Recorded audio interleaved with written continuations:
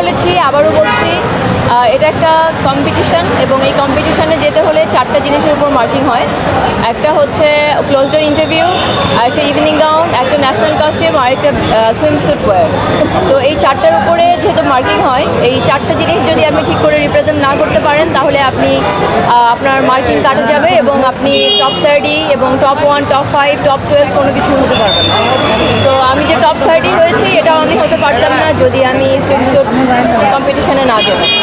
তো এবং আমার কাছে মনে হয় যেহেতু এতগুলি দেশের কন্টেস্ট্যান্ট এখানে আসছে এবং I am not the first person যে বিকিনি পরেছে বাংলাদেশে অনেকেই পরেছে, আমি আগেও পরেছি। সো এই কম্পিটিশনে গিয়ে আমি কোনো দিক থেকে কম দেখাতে চাই না এবং কোনো দিক থেকে আমি বাংলাদেশকে ছোট করতে চাইনি এবং কোনো দিক থেকে আমি ওই জায়গাটা খালি রাখতে চাইনি যেখান থেকে আমাদের সম্ভাবনা কমে যায় জেতার।